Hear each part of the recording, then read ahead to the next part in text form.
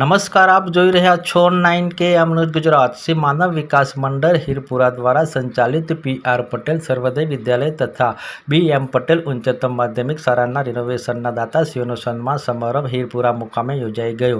આ કાર્યક્રમના સમારંભના અધ્યક્ષ સ્થાને પૂર્વ વિજાપુર ધારાસભ્ય રમણભાઈ પટેલ રહ્યા।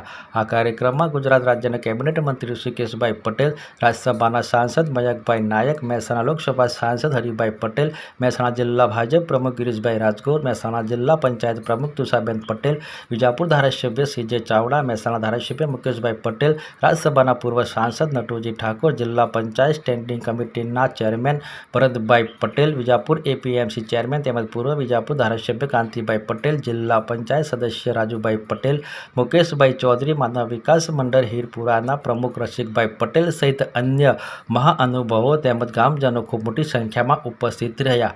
આ કાર્યક્રમની શરૂઆત શાળાની વિદ્યાર્થીઓ દ્વારા સ્વાગત ગીત તેમજ ઉપસ્થિત મહેમાનશ્રીઓએ દીપ પ્રગટાવ કરીને કાર્યક્રમની શરૂઆત કરવામાં આવી।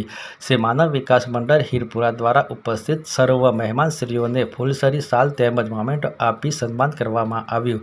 શ્રી માનવ વિકાસ મંડળ હીરપુરા સંચાલિત PR પટેલ સર્વોદય વિદ્યાલય તથા BM પટેલ ઉચ્ચતમ માધ્યમિક શાળાના રિનોવેશનના દાતાશ્રીઓનું ઉપસ્થિત મહેમાનશ્રીઓના હસ્તે સન્માન કરવામાં આવ્યું। આ કાર્યક્રમમાં અદ્યતન લાઇબ્રેરી બનાવવા માટે વિવિધ દાતાશ્રીઓ દ્વારા જરૂરી ફંડ આપવાની જાહેરાત કરવામાં આવી।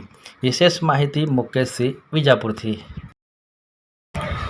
હીરપુરા ગામમાં વર્ષો પહેલા એક શિક્ષણની જ્યોત જગાવવા માટે હીરપુરાના દિગ્દર્શક વડીલોએ હીરપુરા હાઈસ્કૂલની શરૂઆત કરેલી।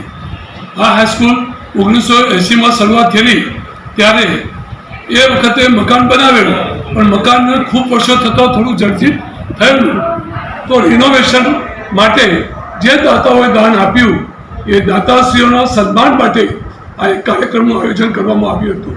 અમારી શાળા વિજાપુર તાલુકામાં ગઈએ તો એક સર્વશ્રેષ્ઠ શાળાઓમાંની એક શાળા છે। અમારી શાળામાં 29 ગામોના બાળકો શિક્ષણ માટે આવે છે।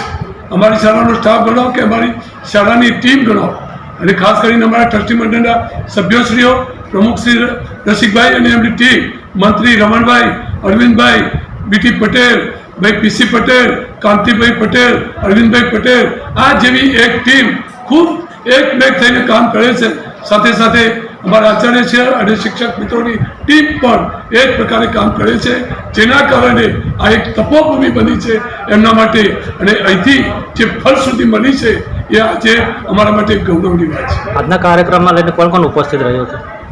આજના કાર્યક્રમમાં ગુજરાત સરકારના કેબિનેટ મંત્રી શ્રી ઋષિકેશભાઈ, બંને સાંસદ મયંકભાઈ, હરિભાઈ, જિલ્લા પંચાયતના પ્રમુખશ્રી, અમારા ધારાસભ્ય શ્રી ડૉક્ટર CJ ચાવડાજી, અમારા પૂર્વ ધારાસભ્યો PI પટેલ, કાંતિભાઈ પટેલ, અને અમારા બીજા ઘણા ભારતીય જનતા પાર્ટીના કાર્યકર્તાઓ, અને અમારી શાળાના તમામ વિદ્યાર્થીઓ, તમામ ટ્રસ્ટી મંડળના સભ્યો, તમામ શિક્ષક મિત્રો અને ગ્રામજનો ટોટલી અમારા હાજર હતા। શિક્ષણને લઈને આજે કેવો સંદેશ આપશો કાર્યક્રમને લઈને?